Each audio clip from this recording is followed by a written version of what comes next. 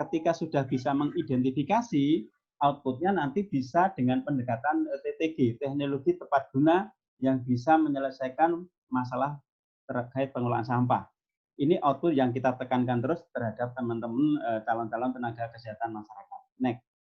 Karena apa? Kita coba identifikasi permasalahan persampahan luar biasa di tempat kita. Satu, ada pembakaran sampah. Sampai hari ini terus berjalan pembakaran sampah. Kemudian penimbunan sampah itu pun tercampur. Kemudian ada perilaku membuang sampah di sungai, di pinggir jalan, bahkan tulisan-tulisan tidak efektif. Dilarang buang sampah di sini, tapi dia buang sampah di sebelah sana. Itu terus terjadi. Sehingga itu menjadi permasalahan kita bareng-bareng. Kemudian untuk sistemnya yang berjalan, ada sistem kumpul angkut buang sampai hari ini terus berjalan di sekitar kita.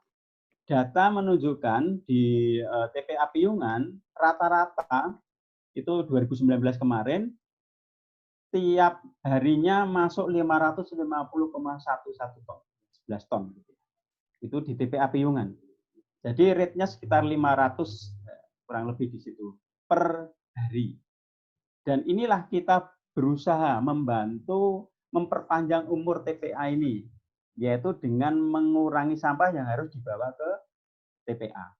Kemudian permasalahan yang lain ketika kita identifikasi, ketika kita ajak masyarakat, terutama di sini yang care terhadap persampahan, akan ada muncul potensi konflik sosial dari sampah ini. Ini contoh tulisan-tulisan yang ada di sekitar kita. Ada tulisan bahkan itu di Jalan Tinosidin, alhamdulillah yang buang sampah di sini sudah meninggal dunia. Artinya dari sampah ini ada permasalahan baik abiotik, biotik, dan ini yang paling krusial adalah culture. Jadi permasalahan sosial. Inilah yang kita coba bantu masyarakat, bantu pemerintah untuk mengatasi masalah itu. Ya, next, lanjut Mbak.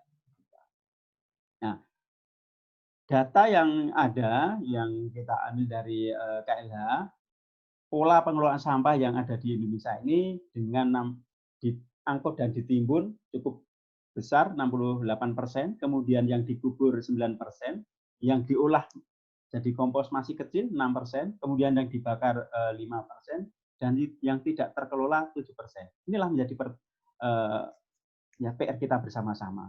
Sementara kami memahami di dalam pengelolaan sampah ini adalah suatu kegiatan yang sistematis, kemudian menyeluruh, dan bagaimana pengelolaan sampah ini berkesinambungan, ini yang penting. Menjaga kesinambungan ini yang perlu kita dorong masyarakat dengan berbagai cara. Alhamdulillah kami sudah berjalan hampir 12 tahun berjalan. Dengan dua kata kunci, pengurangan dan penanganan. Itu sudah tertuang betul di dalam regulasi Undang-Undang Nomor 18 tahun 2008. Dua hal saja, ngurangi dan menangani. Kemudian, kalau kita lihat di pasal 4, tujuan pengelolaan sampah itu sebenarnya di domain kita. Bagaimana masyarakat di situ kita ajak bisa meningkatkan kesehatan masyarakat. Ini keren sekali bahwa kesehatan masyarakat sesuai kompetensinya itu dijadikan prioritas utama. Setelah kesehatan masyarakat, baru kualitas lingkungannya meningkat. Dan setelah itu ketiga, bagaimana dari sampah ini punya value, nilai. Sampai akhirnya nomor 3 ini muncul circular economy, ada ekonomi berjalan di sana. Dan ada kewajiban masyarakat di dalam mengelola sampah. Jadi setiap orang wajib mengurangi dan menangani sampah dengan cara berwawasan lingkungan. Jadi dua kata kunci, mengurangi dan menangani. Next.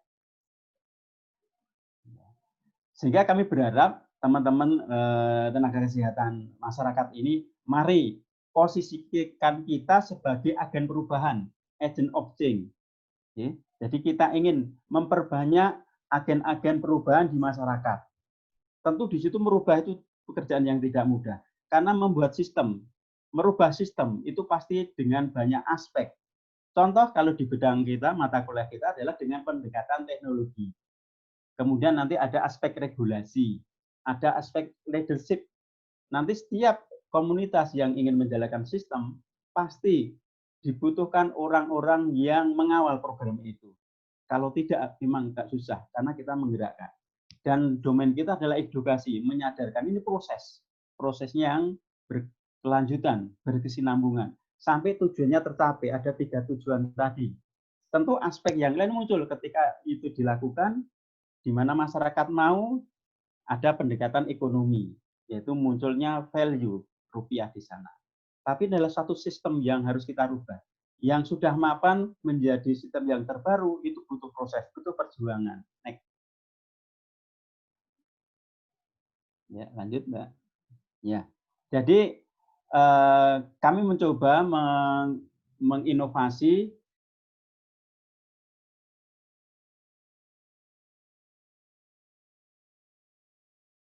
Kalau sepele saja kita tambahkan konsonan N jadi bank sampah. Jadi bank sampah kita rubah skemanya, kemudian tambahkan konsonan N jadi bank sampah. Nah, kebetulan kalau disingkat BS semua. Bank sampah BS, bank sampah BS, nama saya juga Pak Bambang sudah jadi BS. Kebetulan sama. Jadi fungsi utama adanya bank sampah ini adalah mengurangi sampah yang ada di bak sampah. Itu dulu. Jadi konsepnya mengurangi sampah yang ada di bak sampah. Bak sampah itu kita konotasikan volume kecil di rumah kita, di pinggir jalan, bahkan sampai di TPA, kalau di tempat kita TPA Piyungan, itu ember besar. Bagaimana kita berusaha mengurangi sampah yang ada di bak sampah itu nanti berpindah ke bank sampah. Ini skema yang kita lakukan, yang sudah kita rancang di 2008. Sehingga kita awalnya start itu membuat sistem, itu rancangan sistem. Mulai dari input, proses, dan output. Ini contohnya. Ya, jadi ini rancangan yang kita susun. Jadi proses ini sebenarnya awal kami di 2001 dulu membantu Pak Iswanto di Sukunan dengan mandiri produktifnya, dengan jadi kas kampung. Tapi kalau itu diterapkan di kampung kita itu nggak akan berjalan karena beda karakternya. Sehingga kita membuat satu konsep mirip bank. Jadi tetap di skema itu adalah proses pemilahan dari rumah, sampah-sampah itu ada layak kreasi, kemudian ada layak jual, kalau dalam konteks kita adalah layak tabung, kemudian ada layak kompos, dan sampai akhirnya yang masuk ke TPA itu sedikit, yaitu yang sampah residu ini. Ini skema. Jadi tahap awal monggo teman-teman, apa yang kami lakukan ini mungkin bisa dimaknai, dilihat di skala prioritas, apa dulu yang mau dilakukan. Kalau kami dulu memang startnya adalah layak kreasi dulu, kemudian baru mengkonsep yang layak tabung dalam bahasa bank sampah. Harus sekarang kita berpindah ke yang layak kompos, sampai akhirnya kita sudah sistemnya berkolaborasi dengan dinas terkait untuk pengelolaan sampah residunya. Insya Allah sistem ini akan menjadi sampah itu menjadi nol di tempat kita. Kalau itu betul-betul komitmen dilakukan, ini skema dan dilakukan secara sistematis satu persatu. Jadi satu persatu, tidak semuanya berjalan dalam skema yang bersamaan. Next. Nah, jadi kalau kita kaji di rumah tangga kita, ada banyak jenis sampah. Kita klasifikasikan menjadi 4 jenis. Ada sampah layak kreasi, ada sampah layak tabung, kemudian sampah layak kompos, dan sampah layak angkut ke TPA.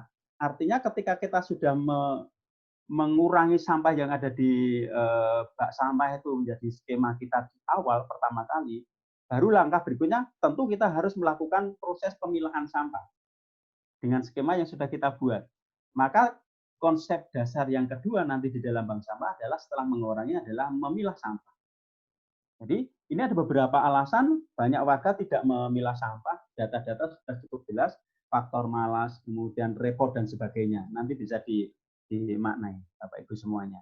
Jadi kata kuncinya setelah kita berusaha mengurangi sampah yang ada di bak sampah, tentu adalah dengan memilah sampah. Ini contoh sampah layak kreasi. Next, lanjut saja Mbak. Ya, lanjut. Ya, lanjut. Terus saja Mbak. Nah, ini contoh-contoh. Kami terus melakukan inovasi dengan memanfaatkan potensi yang ada. Kami juga punya pengrajin dan sampai akhirnya skema di bank sampah ini ada distro bank sampah. Jadi di situ produk-produk daur ulang yang sampah itu jenisnya banyak tapi rupiahnya kecil, kita tingkatkan value-nya menjadi produk-produk seperti ini. Jadi ada EcoBrick, kemudian ada kerajinan daur ulang yang ternyata bisa mensupport income di bank sampah ini dengan proses penjualan, dengan sistem bagi hasil dengan pengrajin. Next. Nah, ini contoh juga EcoBrick yang kita tempatkan di kelompok masyarakat ternyata bisa juga dipakai untuk pagar rumah dan sebagainya. Ini mengelilingi rumah itu artinya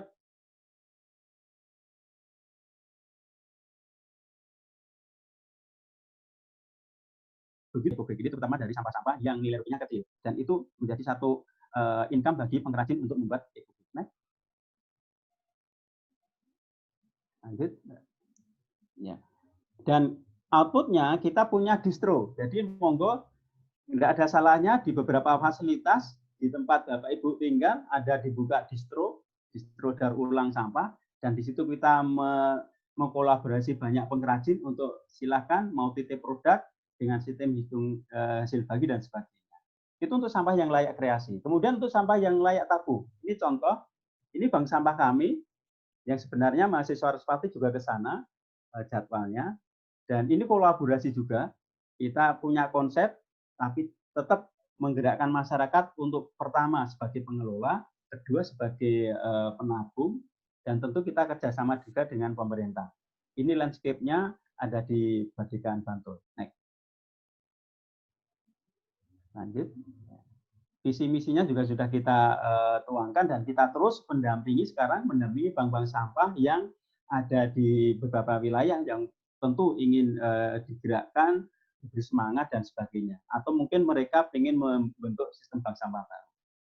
Ini struktur kami. Jadi kami melibatkan anak-anak muda juga. Ada bendara, ada sekretaris. Ini skema yang ada di bank sampah. Ada direktur. Nah, saya sebagai direktur, ada sekretaris, ada bendara, ada teller, dan di bawahnya ada skema pengrajin-pengrajin atau petugas yang ada pemilah sampah di sana. Next. Ya. Nah, ini skemanya.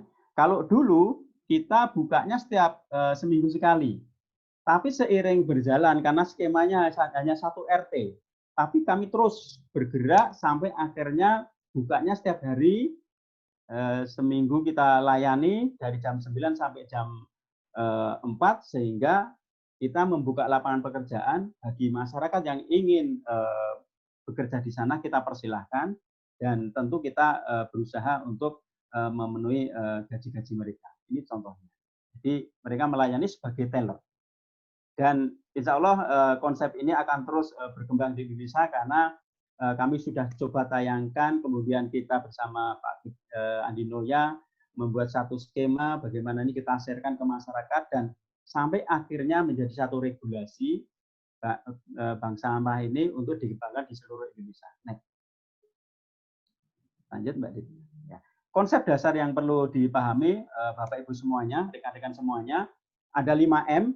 Tadi di awal kita berusaha mengurangi sampah yang ada di bak sampah atau mengurangi perilaku menyampah, kemudian memilah sampah dengan 4 pemilahan, kemudian setelah itu baru memanfaatkan dan mendaur ulang sampah, dan memang posisi menabung sampah itu posisi yang kelima. Jadi setelah di skema 3R-nya, jadi menabung sampah. Tidak di posisi yang pertama, tapi setelah melakukan proses 3R tadi. Ini komponen, monggo kalau yang mau mendirikan, yang harus disiapkan ada 3P. Kalau konsep dasarnya 5M, komponen bank sampah itu 3P. Penabung, sekarang sudah di tempat kami kisaran 1.500 nasabah. Kemudian pengelola, pengurus, dan gerakan ini kecil, tapi alhamdulillah sekarang terus berkembang di Indonesia.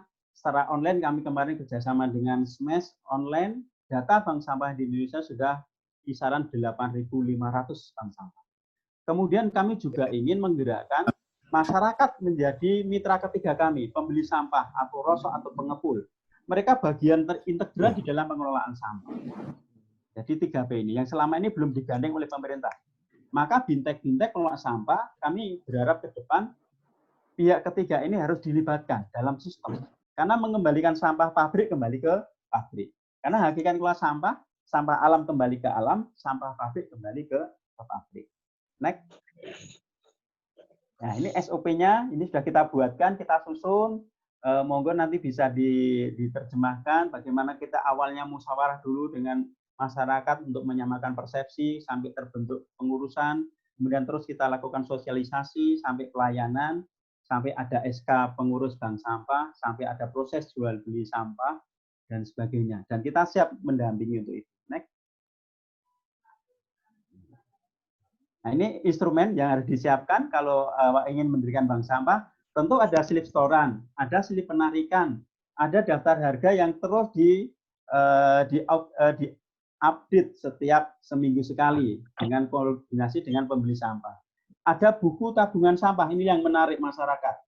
Kami terus melakukan pendampingan bagaimana buku tabungan ini, SOP-nya kalau punya putra ataupun putri harus atas nama mereka. Dan ini sudah kita sampaikan ke masyarakat, bisa dititipkan atau dibawa pulang. Kemudian ada buku induk, itu rekapan historis dari yang ditabung di slip setoran tadi. Ada timbangan dan ada tempat pemilihan sampah. Next. Nah, ini cara menabung sampah, Bapak Ibu semua. Jadi SOP di dalam menabung sampah ini, kalau bank sampah yang awal, pemilahan cukup 2 pemilahan dulu.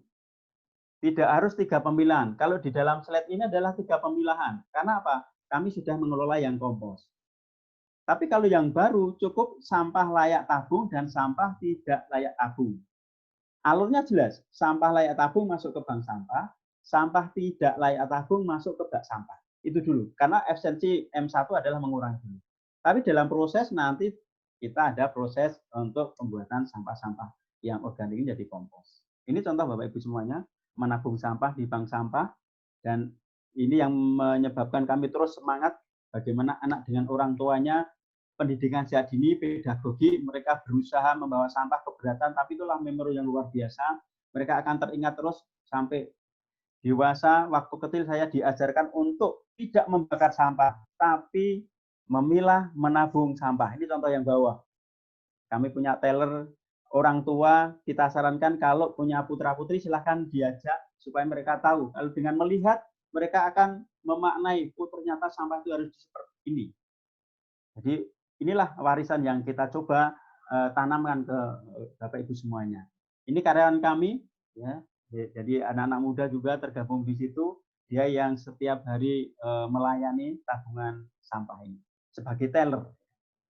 Ini jenis-jenis sampah. Jadi semua jenis sampah kertas kita terima, kemudian plastik, kaleng, botol, kemudian untuk yang jelantah pun kita terima. Jadi kata kunci kalau sudah pemenuhan jenis-jenis sampah, kita lihat pasarnya dulu. Jangan paksakan semua jenis sampah kita kelola. Kita lihat dulu, apakah pembeli sampah ini menerima 80 jenis atau 60 jenis, itu tergantung dari kesepakatan. Jangan paksakan masyarakat untuk semua kelola masuk ke bank sampah. Kita nanti repot, ternyata kesulitan untuk menjualnya. Lanjut saja Mbak untuk jenis-jenis sampah ini. Banyak sekali jenisnya. Sampai hafal teller-teller kami. Lanjut. Dan ini contoh harga, kita update terus harganya. Jadi di bank sampah itu ada daftar harga. Sehingga penabung bisa mengetahui harga sampah saat itu berapa. Dan ini kita update terus, kayak falas. Jadi melihat, oh ternyata ada proses. Dan memang ada retailing profit, ada selisih harga antara harga bank sampah dengan harga di luar.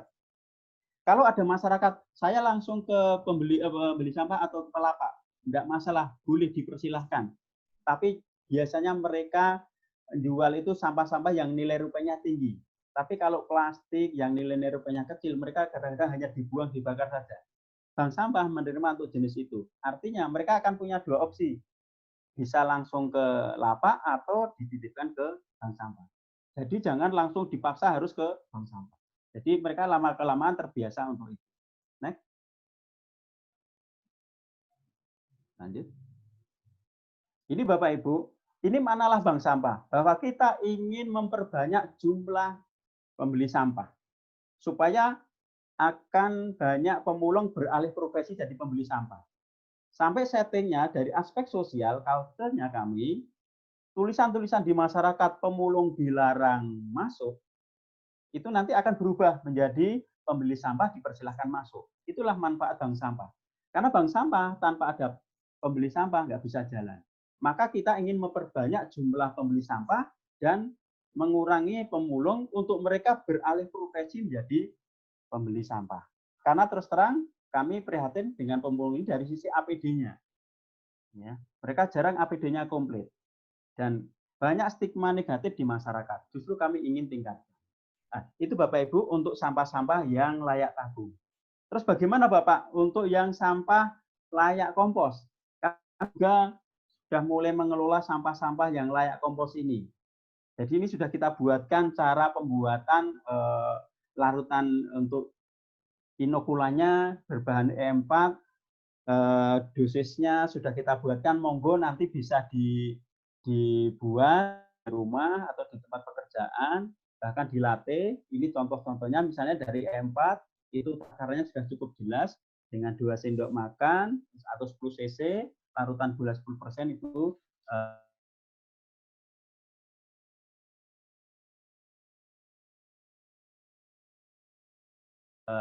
larutan yang bisa untuk mempercepat terbentuknya kompos dengan 20 liter itu. Dan kami berharap jangan airnya dari air yang mengandung favorit, karena nanti akan membunuh bakteri pengurainya. Kalau itu ternyata harganya tinggi, bisa menggunakan yang pakai ragi tempe, ya itu juga bisa. Jadi ini dosisnya sudah kita buatkan secara alur buat pembuatannya, tinggal nanti Bapak Ibu bisa mempraktekkan di rumah. Next. Ya, bisa juga dari nanas atau pisang, itu juga bisa untuk pembuatan inokulan ini. Next. Lanjut. Ya. Kemudian kita siapkan bumbu kompos juga untuk bumbu kompos ini. Jadi dari sekam padi dan dari pupuk kandang atau tanah subur atau kompos yang sudah jadi 1:1 itu nanti dicampur sehingga ini akan untuk ya membantu pembuatan kompos ini dari sampah-sampah organik kita. Next. Atau pakai yang jugangan ini juga ya, jadi bisa pakai jugangan. Jadi kita buat dari yang sederhana, bahkan composting di tempat kami pun bisa pakai karung atau babor, itu juga mudah, murah meriah, modalnya hanya 2.000 untuk beli karung itu, bahkan bisa dipakai beberapa kali di tempat kami. Di situ indikatornya kalau sudah separuh volumenya itu berkurang, itu berarti komposnya sudah bisa jadi. Next. Ini prosedur pengomposan secara terstruktur sudah kita buatkan, tata cara penggunaannya. Ini juga termasuk teknologi untuk pengomposan, karena di sini mata kuliahnya TTG ya. Lanjut. Nah, kemudian juga Bapak Ibu, bisa juga untuk sampah-sampah organik ini bisa membuat lubang biopori. Jadi lubang sedalam 1 meter, lebar 10-30 cm, dan itu bisa dipakai ya, untuk pengelolaan sampah-sampah di rumah tangga kita. Rata-rata sekitar 7 liter di sana bisa dimasukkan. Semakin banyak biopori, semakin banyak sampah terkelola. Kita juga pengembangan untuk biopori ini dengan biopot. Jadi ini biopot di gubuk kami juga kita pakai untuk mengelola sampah-sampah organik. Insya Allah kalau ini semua dilakukan, sampah-sampah dedaunan atau sisa makanan tidak akan keluar dari rumah kita. Justru itu menjadi media tanam yang bisa dipakai oleh rumah tangga, terutama untuk tanaman cabai, kemudian tomat dan sebagainya. Dan itu kita lakukan. Kemudian di bank sampah kita juga menggunakan sistem komposternya pakai bata berungga juga. Jadi secara garis besar, cara pembuatannya juga hampir sama dengan daun kering, daun segar, kemudian pupuk kandang, kompos 1:1 dan sebagainya. Sampai terjadi packing. Jadi kita menggunakan bata berungga. Next. Kemudian kita juga kembangkan teknologi untuk pengolahan sampah organik ini menggunakan ember tumpuk. Ya, ember tumpuk yang sekarang sudah mulai dikembangkan di beberapa wilayah. Ini sangat efektif, sangat murah. Jadi memanfaatkan dari lalat BSF. Ya. Jadi ditumpuk saja, yang ember atas itu nanti dibur, kasih lubang untuk media cairan lindihnya keluar ke bawah, sehingga nanti bisa jadi pupuk cair. Kemudian ember yang atas juga dikasih lubang, 4 lubang, itu tempat meletakkannya telur dari BSF itu. Itu ada contoh BSM sudah sedang meletakkan telurnya di situ, dan disitulah kita punya dua produk, kompos padat dan pupuk cair. Dan di situ akan banyak produk-produk maggot yang ada. Kalau diletakkan di atas kolam, justru kalau misalnya pas keluar itu juga ikannya bisa menunggu untuk menyantap dari maggot itu. Karena ini maggot sangat bagus sekali untuk perikanan. Next. Kemudian Bapak Ibu, skema di dalam kami mengelola, kemudian sampah yang residu yang tidak bisa ditabung bagaimana? Yang tidak bisa dikomposkan. Tentu ketika kita sudah mengelola sampah yang layak kreasi, layak tabung, kemudian yang layak kompos, di regulasi sudah jelas, ada hak dan kewajiban. Jadi kita berhak untuk dilayani untuk sampah residu ini, yang seperempat jenis sampah ini. Dan di skema tempat kami, kita kerjasama dengan dua pihak. Kalau di pinggir jalan besar, kita dengan pemerintah dalam ini DLH, untuk pengambilan sampah-sampah residu. Tapi kalau yang masuk ke gang-gang, kita kerjasama dengan swasta. Jadi sistem ini ternyata kolaborasi. Di dalam mengolah sampah membuktikan bahwa kita tidak bisa single factor. Kita harus bareng-bareng dengan pemerintah, dengan swasta. Dan inilah dibutuhkan kolaborasi. Jadi residu ini. Tapi kami juga berusaha dengan menggerakkan pengrajin. Ini bahkan kami punya pengrajin korban gempa, difabel, dia memproduksi pembalut kain yang ramah lingkungan. Jadi bisa dipakai berkali-kali. Ya. Dan ini ternyata banyak yang berminat. Next. Kemudian apa dampak keberadaan bank sampah ini? Tentu kita kembali ke tujuan pengelolaan sampah. Jadi di sana kita ingin meningkatkan kesehatan masyarakat. Tentu ketika kesehatan masyarakat jadi domain utama, kami ingin mengkolaborasikan antara DLH, baik DLHK Kabupaten Kota atau DLHK Provinsi, dalam hal ini DLHK. Kemudian dengan Dinas Kesehatan Kota Kabupaten, karena mereka punya program STBM, wilayah keempatnya, yaitu pengelolaan sampah. Maka lewat sistem inilah kita kolaborasi untuk mewujudkan bagaimana kesehatan masyarakat itu terjamin. Kemudian yang kedua, meningkatkan kualitas lingkungan. Dengan bank sampah ini, kami ingin dari aspek abiotiknya, bagaimana jumlah sampah yang dibawa ke TPA itu berkurang. Kemudian ada aspek biotiknya, mungkin dari vektornya binatang pengganggu dan sebagainya. Kemudian culture, kami ingin meningkatkan pengetahuan sikap perilaku masyarakat, termasuk tulisan pemulung dilarang masuk menjadi pengepul dipersilahkan masuk. Riset kami di 2019, Bapak Ibu semuanya, teman-teman, ini potensi pengurangan sampah dengan adanya bank sampah. Kami mencoba mengambil sampel bank sampah di wilayah pedesaan dan perkotaan Kabupaten Bantul. Rata-rata untuk potensi pengurangannya 5,03% untuk pedesaan. Untuk perkotaan 7,6%. Memang ini masih kecil, tapi ini peluang bagi kita untuk meningkatkan, terutama untuk mengoptimalkan pengelolaan sampah organiknya. Karena bank sampah masih banyak bermain di anorganik. Jadi ini ke depan, mudah-mudahan tahun ke depan kita optimalkan yang organik sehingga potensi pengurangannya lebih besar karena komposisi sampah yang organik itu paling besar. Kemudian kunci keberhasilan di dalam mengelola bank sampah memang satu, ketika ingin menggerakkan bank sampah harus direncanakan, seperti membuat planning tadi, rancangan tadi. Yang kedua, ada peraturan lokal. Alhamdulillah di Bantul ini Pemkab Bantul mensupport dengan regulasi. Bahkan sekarang sudah mulai ditiru oleh wilayah yang lain. Ada surat edaran Bupati bahwa setiap ASN wajib menabung sampah di bank sampah terdekat dia tinggal. Minimal 2,5 kilo per bulan. Dan kita sedang mengawal juga dengan DLH Bantul, bagaimana skema ini menjadi salah satu bagian untuk naik pangkat mereka. Jadi ini satu terobosan. Kemudian kita juga dampingi di Banjarbaru, di Martapura sana, Kalimantan Selatan. Pak Lurah punya regulasi, setiap anak yang ingin mencari KTP, dia harus bisa membuktikan menjadi nasabah bank sampah. Inilah iklim-iklim yang perlu kita kembangkan. Sampai sekarang ada wacana satu desa, satu bank sampah, SDSP. Kemudian ada lembaga yang bertanggung jawab, Jadi kelembagaan di bank sampah kami sudah menyusun rancangan draftnya di Permen LH 2012 nomor 13 itu memang sudah kita berikan opsi kelembagaan bank sampah ini. Kalau di situ tertulis ada yayasan, kemudian ada koperasi, dan bentuk yang lain masih banyak yang berbentuk paguyuban. Kemudian tersedianya sarana prasarana yang diperlukan, adanya biaya, ada dukungan, ini penting sekali.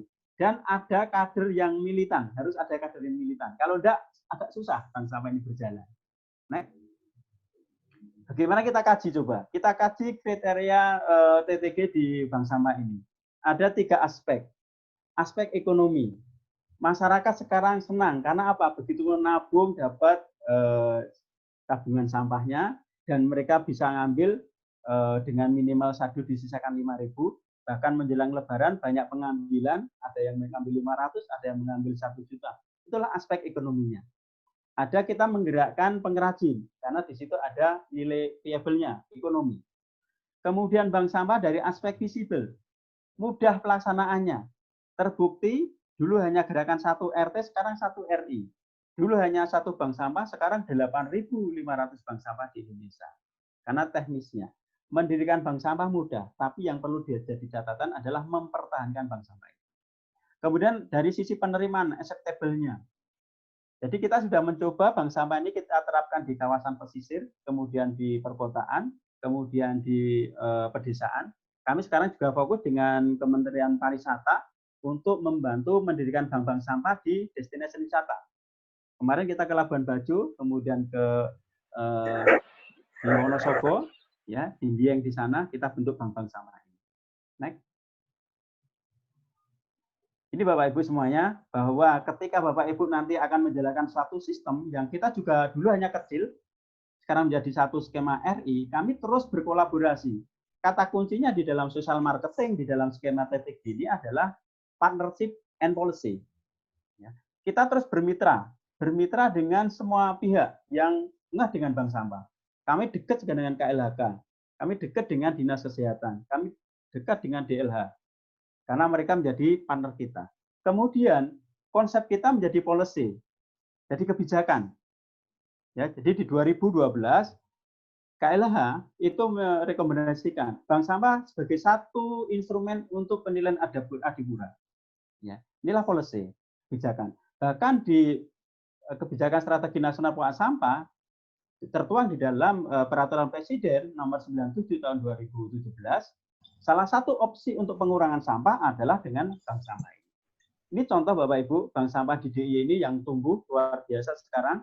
Data secara total itu kemarin kita kolaborasi dengan Karta Mantul sektornya, itu sekarang di kisaran 1.144. Dengan daerah Karta Mantul, Yogyakarta, Sleman, dan Bantul itu 871, untuk Kulon Progo 120, kemudian yang Gunung Kidul 153. Next. Nah, ini sebaran kami terus bergerak dari satu titik ke titik yang lain, terus kita mencoba untuk mendampingi masyarakat di manapun berada di seluruh Indonesia. Ini dari aspek regulasi, bicara pengelolaan sampah pasti dari aspek regulasi ada, dan sudah dalam Perpres, di situ ada proses pengurangan dan penanganan sampah, target 2025 itu 30%, untuk penanganan sampah 70%. Kemudian kita sedang merevisi terkait dengan regulasi bank sampah yang dulu kita buat dengan KLH, yaitu Permen LH nomor 13 tahun 2012, sedang kita revisi, dan di situ memang nanti di revisi yang akan ditandatangani oleh Bu Menteri ini, nanti ada bank sampah unit, ada bank sampah sektoral, dan ada bank sampah induk. Karena bulan puasa kemarin kita diminta untuk merevisi Permen LH ini. Nah, lanjut. Nah, ini Bapak Ibu, ke depan pun konsep pengurangan sampah itu akan menggunakan bank sampah. Apakah itu bank sampah unit, apakah itu bank sampah induk, dan untuk mendampingi TPS 3R atau pusat daur ulang. Ini sudah regulasi. Maka di setiap lini nanti akan ada bank sampah unit, ada bank sampah induk. Untuk berkolaborasi dengan TPS 3R dan pusat daur ulang sampah. Untuk menggeber 30% pengurangan sampah sampai 2025. Next. Maka kami berharap teman-teman, terutama anak-anak muda ini, ya, banggalah menjadi tenaga kesehatan yang berjuang di dalam mengelola sampah. Jadi be social entrepreneur. Jadi next. Jadi berwirausaha sosial. Bagaimana kita mengerti masalah sosial dan ada jiwa entrepreneur karena kita ingin merubah tatanan sosial supaya masyarakat sejahtera, edukasinya meningkat tentang pengelolaan sampah dan kesehatannya terutama kesehatan masyarakat akan terwujud. Next. Apa modal yang harus dimiliki teman-teman muda ini? Terutama di bank sampah yang kami alami. Saya memberikan materi berdasarkan pengalaman. Pokoknya satu, gigih pantang menyerah. Ya. Jangan lihat yang tidak mau, lihatlah yang mau. Dulu kami itu hanya 20 nasabah di sekian 600 KK. Kalau saya melihat yang nggak mau, lemes kita. Saya melihat yang mau, alhamdulillah 20. Maka kami terus bergerak dari satu RT ke RT yang lain. Dan memang ada resiko waktu kita untuk keluarga berkurang. Jadi berani ambil resiko. Dan awas, kalau di bank sampah nanti mainnya dengan uang, memang harus jujur. Maka saya punya bendara, silahkan yang handle bendara, monggo dilaporkan secara komprehensif. Dan tekun, sungguh-sungguh. Dan yang paling penting adalah kita terus kreatif, inovatif. Apalagi di mata kuliah TTG, teknologi tepat guna. Dibutuhkan inovasi, karena TTG itu kata kuncinya adalah pembaruan. Kita sebagai inovator. Ya. Gigih, berani ambil resiko, jujur, tekun, dan inovatif. Next. Ada beberapa kiat.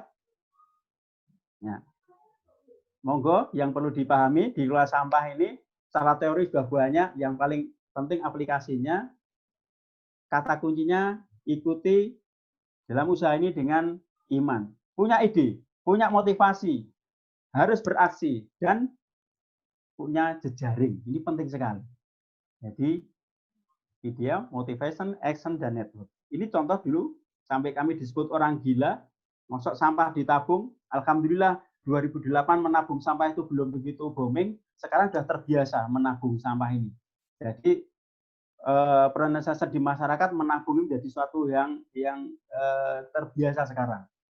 Menabung sampah di bank sampah. Lanjut.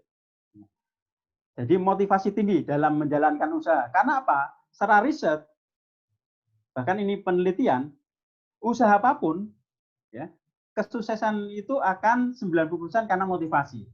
Kalau pengetahuan bisa dipelajari, hanya 10%. Maka kita harus motivasi terus. Ya, karena di situ kata kuncinya 90% itu karena motivasi tinggi, high motivation. Jadi sungguh-sungguh sesuai kompetensi kita, jujur, dan insya Allah kesuksesan akan terwujud. Next. Nah, saya teringat dengan iklannya di sana di televisi. Mana aksimu? Maka ketika kita punya konsep, kemudian kita punya motivasi, ya kita harus beraksi. Kami terus beraksi sampai hari ini. Bahkan kami di RT-RT terus. Karena masyarakat itu di dalam pengelolaan sampah ibaratnya handphone yang setiap saat harus dicas. Kadang naik, kadang turun. Banyak turunnya, maka kita hadir di sana. Kita terus bergerak di sela-sela rutinitas. Jadi jangan hanya mengerjakan yang rutin. Ada lonjakan-lonjakan kegiatan yang punya manfaat bagi orang lain dan bagi lingkungan. Beraksi terus. Gagal itu wajar. Karena kegagalan itu adalah proses belajar yang sangat baik. Next. Lanjut. Bapak Ibu, ini penting. Saya juga merasakan bagaimana bank sampah ini bisa berkembang di seluruh Indonesia karena adanya network. Ya, tidak bisa kita hanya sendiri. Saya sangat open dengan media massa. Saya sangat open dengan pemerintah. Bahkan saya sangat open dengan pihak-pihak yang mau belajar tentang bank sampah. Ada yang mau riset, silahkan. Kemarin ada dari Korea belajar mau riset tentang bank sampah dan alhamdulillah sudah lulus sekarang. Kemudian dari Australia juga mau belajar. Kita silahkan. Karena di sini kita bernetwork dan disitulah kita kolaborasi. Jadi ada konsep sinergitas dan aliansi. Sehingga kami bisa masuk di semua kementerian. Kami sekarang fokus di pariwisata, artinya kita pendekatan ke Kemenpar. Kemudian kita juga menggandeng Kementerian Kesehatan karena punya STBM 2008 sudah lama itu STBM ini. Tapi pilar keempat yang akan kita coba trigger menjadi satu hal yang lebih seperti di pilar 1 dan pilar 2. Kemudian kita memang terus melakukan network jejaring dari sesi kabupaten, kemudian DIY, secara nasional kita namanya punya Asosiasi Bank Sampah Seluruh Indonesia, ASOPSI. Ya, ASOPSI. Next. Nah, ini jadi kita terus berkelanjutan. Belajar, berlatih, bertindak. Belajar, berlatih, bertindak. Sampai akhirnya kita terus bisa mengajarkan masyarakat bagaimana mengelola sampah yang baik dan benar. Dan pintu masuknya lewat bank sampah, tapi di dalamnya nanti banyak sekali skema-skema yang bisa dilakukan, inovasi. Di bank sampah kami juga, karena roh kita ada di kesehatan lingkungan. Jadi kita juga ada pembelajaran bagaimana mengambil air dengan kedalaman 15 meter tanpa pompa, ya, dijojoh banyunya. Kemudian kita ada proses penyaringan air, energinya kita juga sebagian menggunakan solar cell. Itulah kita coba dari titik bank sampah, banyak inovasi akan berkembang. Sampai kami sekarang meluncurkan konsep bank tigor, bank tilas gorengan. Ini contoh Bapak Ibu semuanya yang kita lakukan untuk menggerakkan masyarakat, karena masyarakat ini butuh pendampingan, tidak hanya 1-2 bulan, kami terus berkelanjutan. Jadi tenaga kesehatan masyarakat ya terus bergerak dalam pemasyarakatan dan penerapan pengelolaan sampah. Nah, jadi kita kembangkan kemarin di Purworejo, ini beberapa kecamatan kita garap. Kemudian di luar Jawa ini ada di Balikpapan, kemudian di Sulawesi, kemudian di NTT dan sebagainya. Ini contoh-contoh bintek. Jadi kita terus melakukan bintek, kita punya tim untuk bintek, ini juga di Kalimantan Selatan, ada di Tanah Bumbu, kemudian ada di Balikpapan juga. Kita motivasi pengelola sampah di Sumatera Barat. Kemudian ini juga kemarin kita memberikan materi di Balikpapan untuk online sistemnya bersama tim. Kemudian kita memberikan materi di Telkom University. Dan kita juga pelayanan untuk belajar tentang bank sampah. Kebetulan kita punya ruang di lantai 2 untuk masyarakat yang ingin belajar. Hanya memang kondisi sekarang ini masih kita kurangi frekuensi pelayanan. Kita sekarang seminggu sekali. Kalau nanti COVID sudah lewat, kita akan terus seperti sedia kala. Next. Nah, ini Bapak Ibu kita kenalkan di Polandia, kita kenalkan banyak negara juga akan mendirikan bank sampah, maka monggo negara lain juga sudah mulai tertarik apabila ini menjadi hal yang menjadi solusi. Bahkan kami juga ada di layanan kesehatan, kami juga mendampingi, sedang pendampingan ini di beberapa puskesmas, terutama di Pandak juga kita dengan Mbak Apri itu untuk bagaimana mewujudkan bank sampah di layanan kesehatan, karena komposisi sampah non medis di layanan kesehatan itu justru banyak. Hanya kita selama ini hanya fokus di medis dan medis. Sementara yang non medis cukup banyak sekali. Kemudian kemarin kita juga kenalkan di Jerman untuk konsep bank sampah ini. Lanjut. Ya, kata kuncinya, closingnya, teman-teman semuanya, bagaimana kita ingin pengelolaan sampah ini secara berkelanjutan, berkesinambungan, tentu kita harus melakukan 3J. Jangan tunda waktu. Tulisan sudah banyak luar biasa sekali. Jadi yang buang sampah di sini dosa dicatat malaikat itu tahun sekarang. Kalau kita tidak melakukan sesuatu, proyeksi ke depan luar biasa permasalahan sosial ini. Dan jangan langsung besar. Kami dulu kecil, hanya RT. RT kecil saja. Ya, jadi sekarang jadi RI. Rumah tangga jadi Republik Indonesia. Dan jangan tunggu orang lain. Kami mengajak orang lain menabung, ya kita harus menabung dulu. Mengajak membuat kompos, ya kita membuat kompos. Sampai kita pendampingan ke pengrajin. Dan closingnya, yang terakhir, dengan memilah dan menabung sampah, insya Allah hidup akan lebih bersih, dan hari esok akan lebih baik. Terima kasih. Assalamualaikum warahmatullahi wabarakatuh.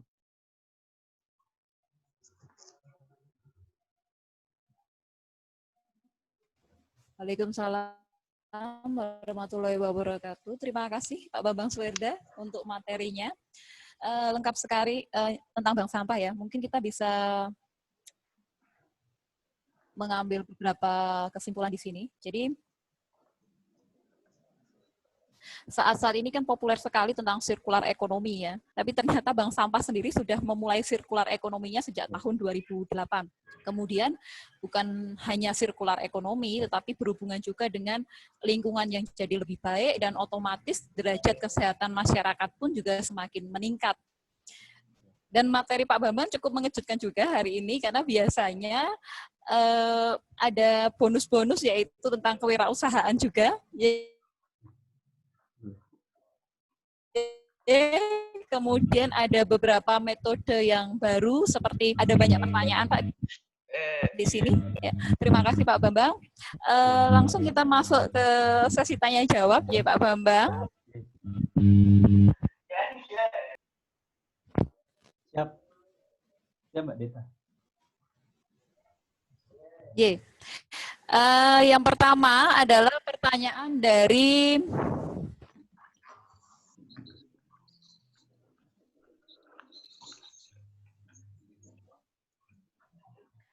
Royan, mahasiswa TTG Pak ini. Bertanya tentang distro bank sampah, lokasinya di mana saja, dan sistem bagi hasilnya bagaimana? Baik. Langsung saja Mbak Gin. Ya, silakan Pak. Bank sampah untuk distro ada di Bank Sampah Gemaripah, Batikan, Bantul.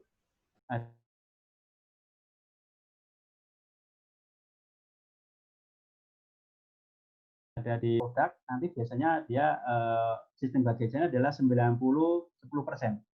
Jadi misalnya harga yang dijual itu 100.000 misalnya satu produk, 90.000 sudah miliknya pengrajin. Yang 10.000 itu untuk kas bank sampah. Itu seperti itu biasanya. 90% dan 10% ya Pak ya, antara bank sampah pengrajin dengan bank sampahnya. Ya. Kemudian pertanyaan yang berikutnya dari Kepulauan Bangka Belitung Pak, dari Saudara Asmiani, Dinas Kesehatan Provinsi Bangka Belitung. Bagaimana teknis pembuatan biopot dan ember tumpuk lalat BSF? Apakah bisa dijelaskan spesifik tentang ember tumpuk tersebut? Oh iya, jadi ember tumpuk ini sebenarnya sangat sederhana. Jadi ada disiapkan 2 ember. Untuk yang ember yang bawah kan ada 2. Yang bawah itu tutupnya dilubangi seukuran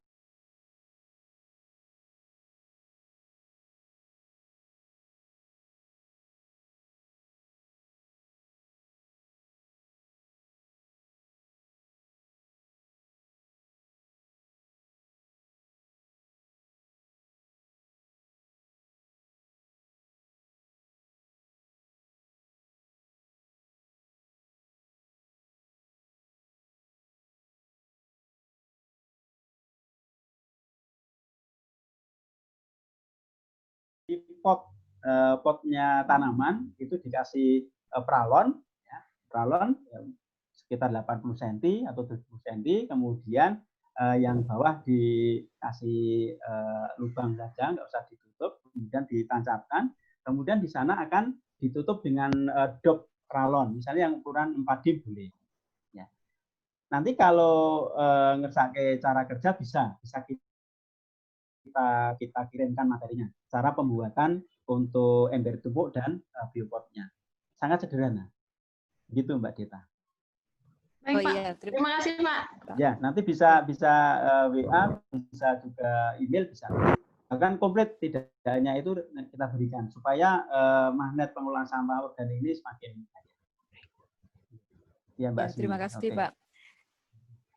Ya, karena selama ini kan mungkin bank sampah ini identik dengan pengelolaan anorganik ya Pak ya. Betul, jadi iya. mungkin ini ada banyak opsi dari bank sampah Gemaripah, Bengkel Kesling tentang pengelolaan sampah organiknya. Yang berikutnya, betul, ini masih berhubungan juga dengan biopot Pak. Jadi apakah dimungkinkan jika sebagai pengganti pipa tadi kita menggunakan bambu dari Aseska Dinkes Kebumen? Oh bisa Mbak. Hanya memang nanti ketika bambu ini kan ada ros itu ya, harus dihilangkan rosnya itu. Ya, bisa. Ruasnya dihilangkan ya Pak ya itu. Iya, dijojoh ya. itu pakai berarti ini berarti bisa sebagai pengganti pipa kita bisa menggunakan bambu untuk biopotnya.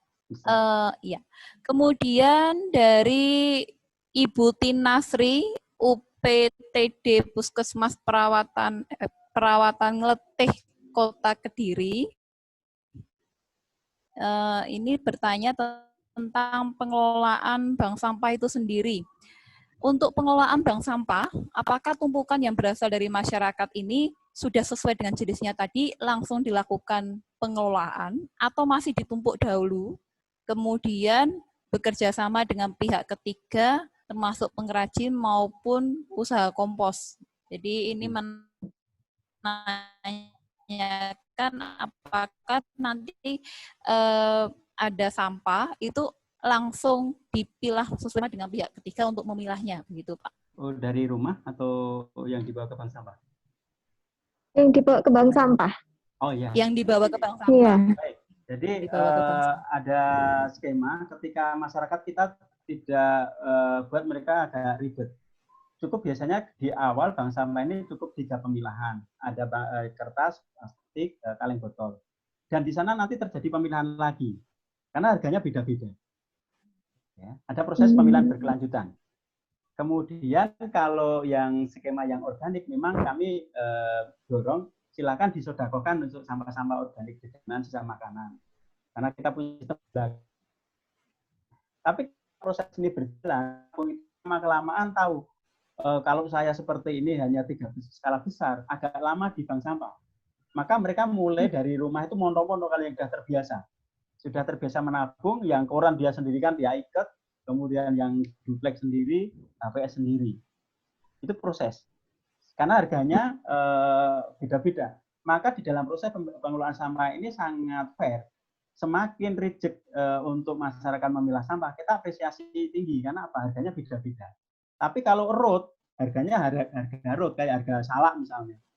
Ya, padahal di situ banyak kelas. Itu harganya harga rendah, tapi ketika dia mau memilah kita apresiasi. Sehingga di dalam proses teknis pemilahan lanjutan itu nanti teller dengan penabung nanti akan ada proses pemilahan lanjutan. Begitu Mbak Tina. Untuk yang anorganik ya. Tapi kalau yang organik selama ini kita memang belum ada pola tarif untuk dedaunan berapa rupiah belum.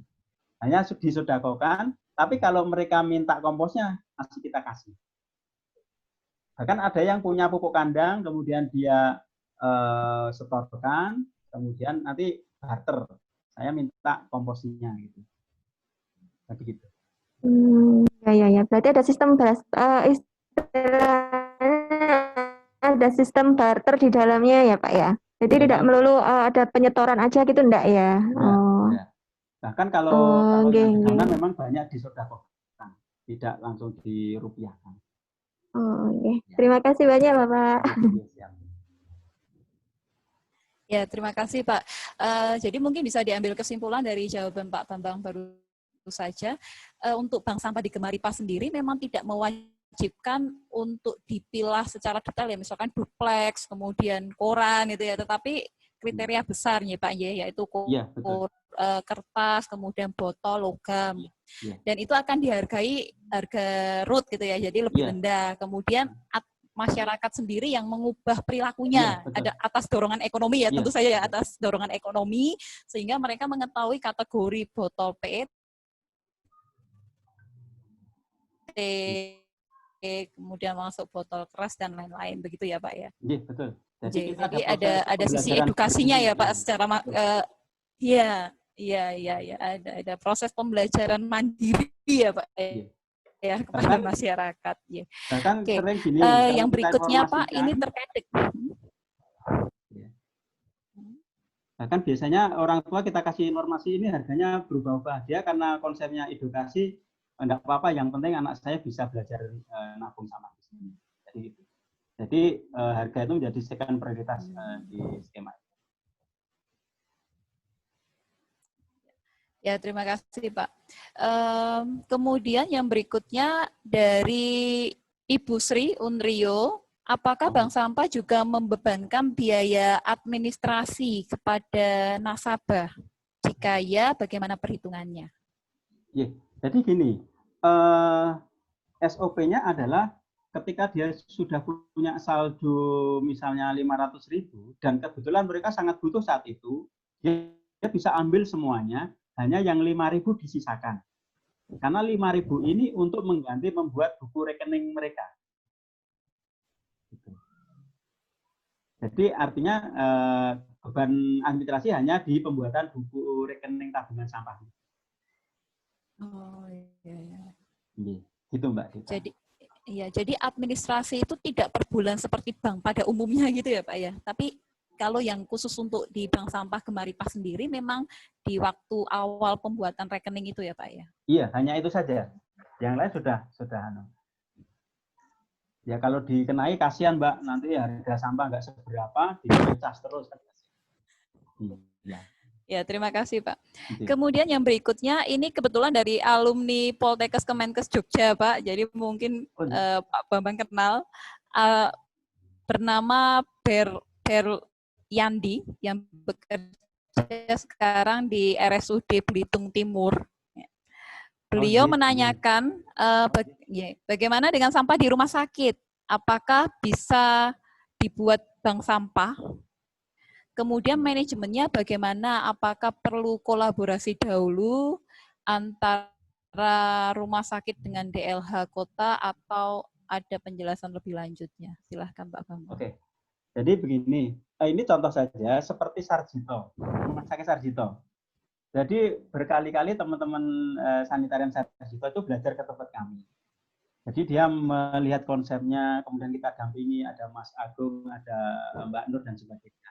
Sampai akhirnya dia punya satu sistem mendirikan bank sampah di rumah sakit. Dan alhamdulillah sampai hari ini bank sampah ini terus berjalan. Bahkan kita dorong, di aspek penjualan, tidak harus dengan pembeli sampah kami.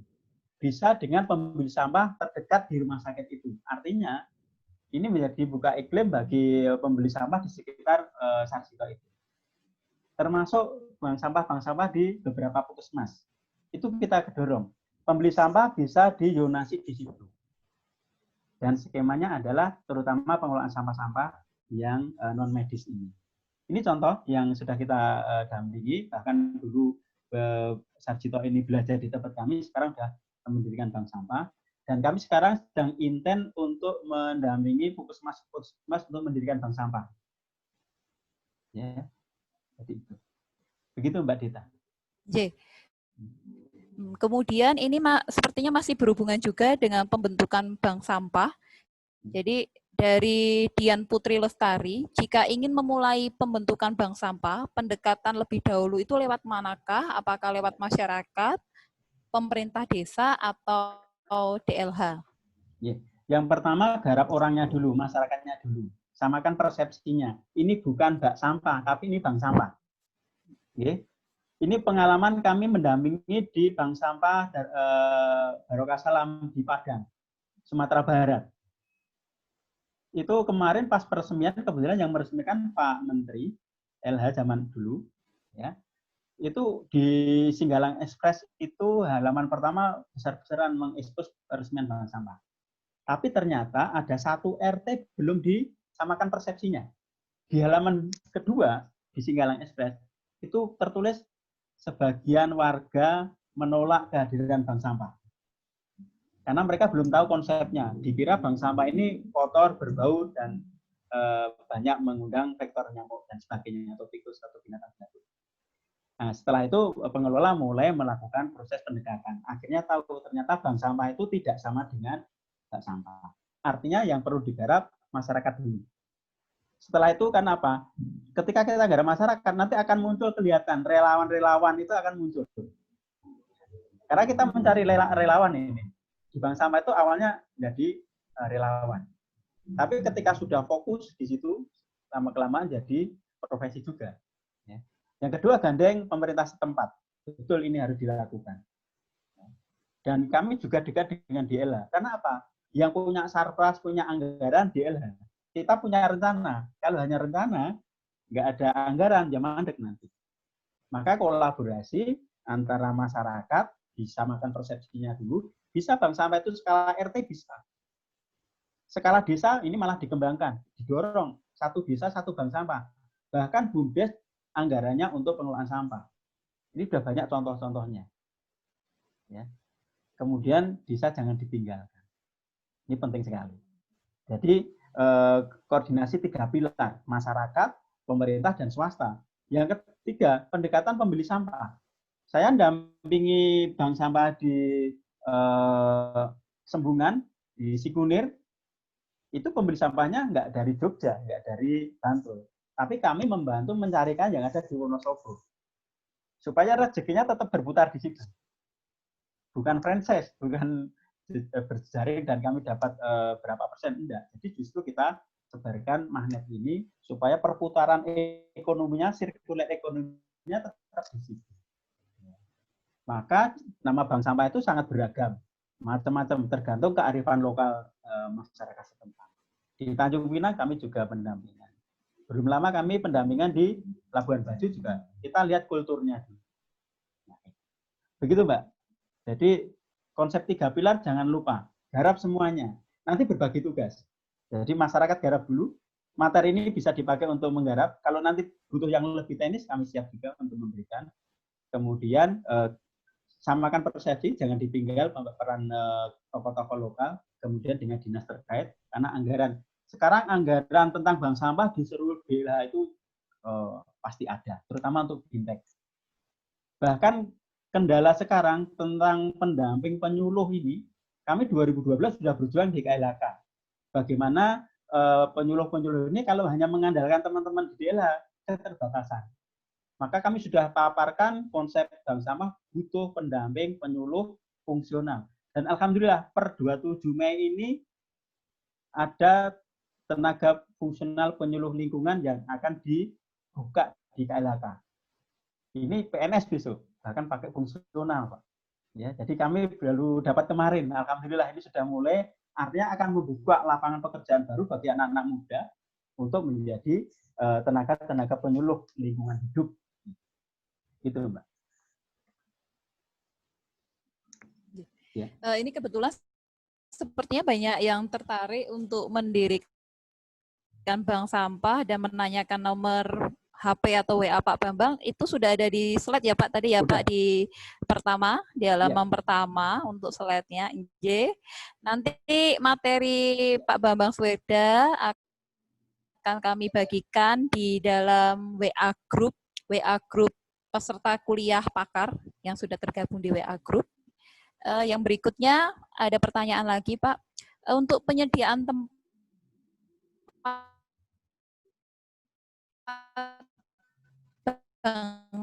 sampah, bagaimana jika masyarakat tidak mau menyediakan tempat penampungannya?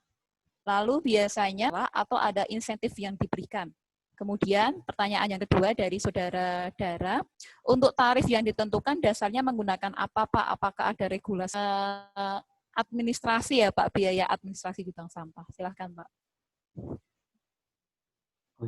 Baik, yang pertama gini, terkait lahan, ini banyak pertanyaan. Bank sampah itu butuh lahan gitu ya. Jadi di skema regulasi yang kita sedang revisi, untuk meminimalkan kondisi seperti ini, ke depan memang ada zonasi. Nanti di level RT sampai desa itu namanya bank sampah unit. Kemudian di level kecamatan itu namanya bank sampah sektoral. Kemudian di level kabupaten atau kota itu nanti bank sampah induk. Contoh begini, contoh di kota Jogja itu sudah ada titik bank sampah yang induk, ya, yang ada di Nitian. Kemudian kelompok-kelompok masyarakat, data di Jogja ini, kalau permasalahan lahan, mereka ternyata bisa mendirikan bank sampah, sekarang sekitar 400 bank sampah. Karena targetnya Pak Wali, 1 RW, 1 bank sampah. Itu masih belum tercapai, baru 50%-nya. Dan di satu titik kita sampaikan, sebenarnya kalau memang nggak ada lahan, ikutilah konsep seperti pasar tradisional. Jadi di bank sampah Suronatan di timurnya Ngabian, Pasa itu, terminal Ngabian, itu konsepnya seperti itu. Jadi titik kumpulnya saat itu adalah masjid, depan masjid, cerami masjid. Jadi titik kumpul di mana antara penabung dengan pengelola dan pembeli sampah itu di serambi masjid, kemudian petugas itu mengumumkan di horenya masjid, hari ini layanan tabungan sampah. Maka saat itulah hanya 2 jam kemudian selesai, tidak perlu lahan. Jadi sangat simpel sebenarnya. Dan ini terbukti sangat efektif. Tapi kalau ada punya lahan, ya ini yang luar biasa. Di beberapa desa banyak lahan-lahan yang masih kosong. Yang belum punya lahan, konsep seperti pasar, mekanisme pasar yang tradisional itu bisa diambil untuk dikembangkan. Jadi ada mekanisme untuk mengatasi masalah. Pasti dari satu masalah ini ternyata nggak ada lahan. Nah, kami dulu pun pinjam lahan. Tapi kita alhamdulillah terus berjuang sampai akhirnya sewa lahan dan sekarang menjadi beli lahan. Kemudian yang kedua untuk harga ya atau tarif. Jadi ketika mekanisme harga ini memang kami di persampahan kan sangat fluktuatif, naik turun harganya. Maka di pengelolaan bank sampah kita buat pengelola itu cerdas. Mereka harus memahami jenis-jenis sampah dan harga sampah. Kadang naik, kadang turun. Jadi tidak sepeleng. Maka ada 2 skema harga. Harga di bank sampah itu harga yang disampaikan ke penabung dan harga di pelapak. Ada retailing profit, ada selisih harga yang masuk ke kas bank sampah. Jadi diupdate terus. Posisi sekarang harga-harga ini sedang turun. Banyak juga pelapak-pelapak sedang menutup usahanya karena COVID ini. Ini yang jadi permasalahan kita. Maka kita kumpulkan di satu gudang. Ibaratnya bank itu di satu brankas dulu. Nanti sambil menunggu harga itu pulih lagi. Karena kami tidak ingin bahasa Jawanya kedunan rego. Itu Mbak Deta. Oke. Yang berikutnya ini dari mahasiswa Prodi Kesmas Unrio. Izin bertanya bagaimana cara mengatasi bank sampah yang baik tanpa menimbulkan polusi di lingkungan. Oh, ya. Ya, baik. Jadi memang kata kuncinya adalah SOP-nya kita minta dipilah dulu. Bau itu karena terutama terkontaminasi oleh sampah-sampah yang organik, terutama sisa makanan. Maka di skema bank sampah yang baru, yang berdiri, itu memang pemilahannya cukup 2 dulu. Bank sampah ini yang bisa ditabung, yang tidak bisa ditabung tetap di rumah mereka. Ini akan mengurangi. Tapi ketika sudah mulai berproses ke yang organik, tentu kita harus punya skema pengelolaan sampah-sampah yang organik. Organik pun kami kompos ini tidak hanya serta-merta membuat kompos. Bagaimana pemikiran buat sendiri kompos, bagaimana kompos yang sudah jadi ini bisa dijual. Karena kalau enggak nanti sistemnya mandek. Cara mengatasi adalah kita merubah persepsi bahwa ini bukan bak sampah, ini bank sampah. Tugasnya masyarakat hanya cukup satu, memilah sampah saja. Kalau yang sistem yang lain kan selama ini masyarakat dimudahkan dengan penting aku membayar, diambil oleh petugas, dia tidak mau membayar, tidak mau memilah, kemudian yang memilah petugas. Sampai akhirnya di satu titik itu sampahnya begitu banyak dan nyampur dan cukup berbau. Itu yang kita minimalkan, termasuk resiko-resiko bagi petugas.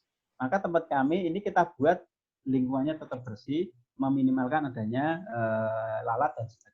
Jadi kata kuncinya pemilahannya tetap di rumah-rumah warga, Mbak Dita. Jadi sudah dipilah di warga, kemudian baru diberikan ke bank sampah begitu ya Pak? Iya, iya. Betul. Oke. Kemudian dari Saudara Adi Timur Hartanto, Puskesmas Wiro Brajan, apakah ada kiat-kiat untuk membangunkan bank-bank sampah yang tertidur? Iya. Nah, ini Mas Adi ya, ini mitra juga ya. Ini yang mungkin mengalami mendampingi bank-bank sampah yang tertidur. Memang kata kunci mendirikan bank sampah itu mudah. Yang paling susah mempertahankan eksistensi bank sampah. Ini jadi persoalan tidak hanya lokal di Jogja, ini secara nasional. Ya. Maka ada 2 terobosan yang kita coba kembangkan dengan kementerian, dengan stafnya Bu Menteri. Kemarin kita diskusi di bulan puasa. 1 skema akan didirikan bank sampah induk ini. Bank sampah induk ini fungsinya adalah membangunkan tadi bank-bank sampah yang tertidur. Maka diregulasi, direvisi Permen LH nanti akan muncul bank sampah induk dan di situ direvisi nanti memang wajibkan Pemda harus membiayai bank sampah, menganggarkan untuk bintek dan sebagainya. Yang kedua, terkait dengan permasalahan bank sampah yang banyak pola, karena harga-harganya masih rendah sekali, sehingga mereka tidak tahan, tidak kuat. Ke depan, Kementerian Lingkungan Hidup akan berusaha untuk berkolaborasi dengan kementerian yang lain. Nanti ada SKB, beberapa menteri di sana, di setiap wilayah, misalnya Jogja atau Jawa Tengah, itu nanti akan didirikan pusat industri daur ulang. Bahannya itu dari bank-bank sampah. Karena targetnya itu kita tidak ingin dipermalukan. Karena apa? Selama ini 50% kebutuhan bahan baku untuk industri itu masih impor. Itu kemarin yang disentil oleh Pak Jokowi. Maka KLHK tergerak untuk apa? Mendekatkan pusat-pusat daur ulang industri itu di bank sampah. Ya. Jadi ke depan lewat SKB 3 Menteri ini, 4 Menteri, di situ nanti akan didorong DIY nanti ada pusat daur ulang industri. Sehingga nanti harga-harga sampah di bank sampah itu akan terkatrol naik. Sehingga semangatnya teman-teman pelaku bank sampah tinggi. Yang berikutnya, yang ketiga, justru inilah inovasi-inovasi yang dibutuhkan Pemda setempat dengan inovasi yang cerdas. Kami sangat apresiasi ketika ada wacana setiap ASN itu wajib nabung sampah. Itu sudah mendorong kami untuk semangat lagi. Karena apa? Yang tadinya nggak nabung karena ada kewajiban, ini akhirnya nabung. Otomatis bank sampah akan tumbuh lagi. Begitu Mbak Dita. Ini yang kita rangkum dari beberapa permasalahan. Ada 2 opsi yang secara nasional akan dikembangkan dari aspek pendirian pusat-pusat daur ulang industri ini yang mendekatkan. Kemudian terkait dengan bank sampah induk akan hadir itu untuk menaungi bank-bank sampah unit yang kolap ini. Ya. Kemudian yang berikutnya adalah dibutuhkan regulasi yang tegas dari pemerintah daerah setempat. Kalau mendorong untuk membuat kerajinan daur ulang, ya mereka harus punya regulasi. Setiap lokakarya, seminar, atau apapun menggunakan produk daur ulang sampah. Itu membuat iklim kami semangat lagi. Gitu.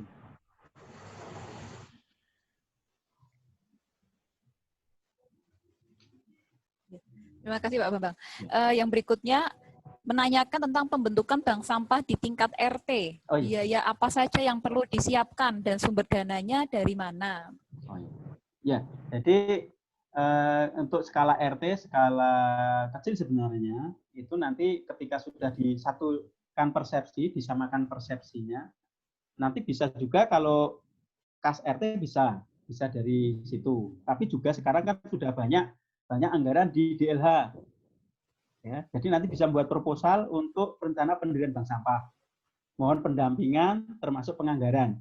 Beda dengan kami dulu harus ya ekstra mengeluarkan secara mandiri untuk itu. Sekarang sudah banyak anggaran. Jadi masyarakat itu tugasnya bahasa Jawanya ngeteli Mbak dengan proposal. Tapi yang logis proposal itu. Syukur malah dari RT itu, ini kita buatkan ini. Kalau instrumennya sudah kita sampaikan di materi, yang perlu disiapkan. Itu modalnya nggak banyak. Paling yang banyak itu hanya beli timbangan saja sebenarnya. Yang paling mahal adalah niat itu, kemauan. Apalagi regulasi ke depan itu sudah sangat menjanjikan. Ada bank sampah induk, nanti kita bisa koordinasi dengan induk, dan bank sampah induk itu nanti nilai SKS-nya besar Mbak untuk dapat adipura. Kota kabupaten mana yang nggak didirikan bank sampah nggak akan dapat adipura. Bahasa kuliahnya itu SKS-nya besar. Ya. Maka di setiap tahun tempat kami ini jadi rujukan untuk penilaian adipura karena bank sampah induk kami jadi ekon SKS-nya. Bahkan di paparan itu biasanya nilainya alhamdulillah tinggi.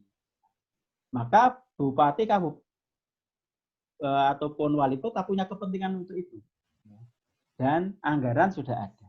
Apalagi ke depan revisi ini akan dianggarkan, harus menganggarkan. Dulu kan pemerintah mau menganggarkan ragu-ragu karena belum ada pijakan yang sangat kuat. Nah, sekarang revisi permen ini menjadi pijakan. Maka seperti itu. Syukur kalau yang mau mendirikan silahkan japri saya, nanti saya dampingi, bisa jarak jauh. Kalau dekat bisa langsung ke bank sampah kami. Silahkan menyampah di sana, bisa magang beberapa bulan. Kalau sudah bisa mendirikan. Jadi tempat kami bisa untuk tempat pelatihan, untuk magang, monggo saja.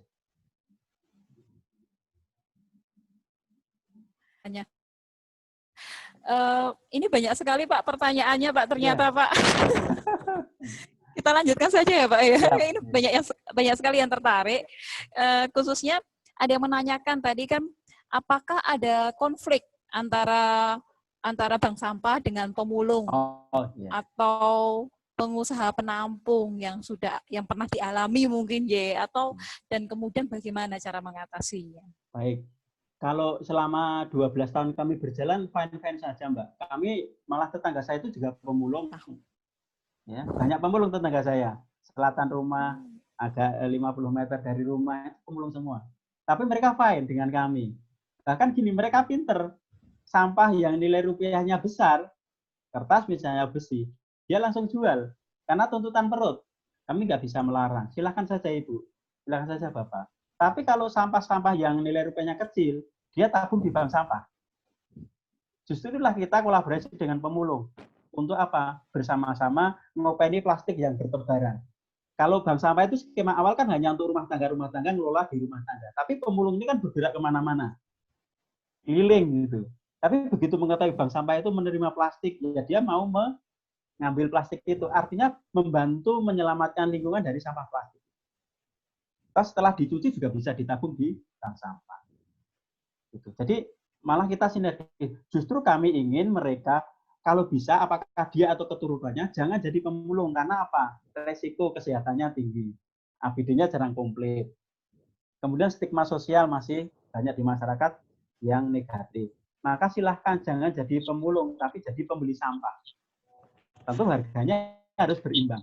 Karena kalau mendirikan bank sampah di level RT ataupun level apapun, SOP-nya minimal pembeli sampah lebih dari satu. Jangan satu. Kalau satu, kita dipermainkan harganya. Gitu. Ya, maka teman-teman terus bergerak di situ untuk secara sosial meningkatkan profesi pemulung jadi pembeli sampah. Ini jelas terlihat ketika kami mendampingi Bintek Bank Sampah di komunitas pemulung di DKI. Se-DKI dikumpulkan oleh zamannya Pak Ahok, dikumpulkan semua di Celilitan. Jadi mereka awalnya nggak begitu respon, kemudian setelah kita tahu konsepnya, mereka pengen sekali mendirikan bank sampah di level pemulung. Kalau bank sampah di level pemulung, itu mereka militansi pembelanya luar biasa. Dan mereka akhirnya terngiang, pengen jadi direktur bank sampah. Ya. Jadi direktur bank sampah. Yang dia bisa berdiri tegak, berhadapan dengan masyarakat, kita latih cara penyuluhan dan sebagainya. Sebenarnya konsep ini memanusiakan manusia, mendidik manusia ya sejajar. Bukan ada klaster, ada strata. Inilah esensinya secara sosial. Di Medan juga, di Medan Selayang kita dampingi. Awalnya LSM sangat kontra dengan kami. Tapi setelah kita jelaskan konsepnya, mereka ngirim proposal ke Dinas Kebersihan Pertamanan Kota Medan, tembuskan ke kami. Mohon Pak Bambang didampingi untuk proses terbentuknya bank sampah. Akhirnya mereka intent karena pengen sekali jadi direktur bank sampah. Tidak ada direktur bank sampah. Yang ada direktur bank sampah. Ya, jadi yang bermimpi jadi direktur bank mandiri nggak bisa. Ya, terima kasih Pak Bambang. Ini menarik sekali ya, banyak.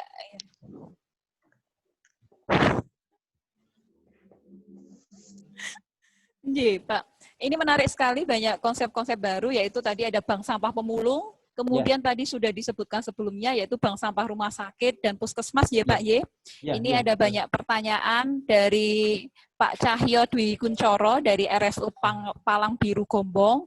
Aplikasi suatu institusi, misalkan bank sampah rumah sakit, kan tadi sudah dijelaskan, ya mungkin beliau ketinggalan Pak, jadi mungkin bisa kontak Pak Bambang saja, Y, apabila rumah sakit atau puskesmas itu menghendaki untuk pembangunan bank sampah ya Pak ya. Ya gini, kenapa di layanan kesehatan salah satu rekomendasi Bank Sampah ini kita lihat kontribusi unit-unit layanan kesehatan terhadap banyaknya jumlah TPA itu karena apa? Data komposisi sampah non medis itu di rumah sakit malah lebih banyak. Ya. Bisa dari karyawan, bisa dari pengunjung, dari pasien dan sebagainya. Sementara kita masih berkutat di yang medis. Yang medis kan sudah ada regulasi yang sangat ya ketat seperti itu. Maka bisa wacana untuk bank sampah yang non medis ini. Bahkan ini menjadi edukasi. Ketika ke rumah sakit atau ke puskesmas, saya ke rumah sakit itu tidak hanya menyembuhkan, mengobati, tapi dia dapat ilmu untuk mengelola sampah.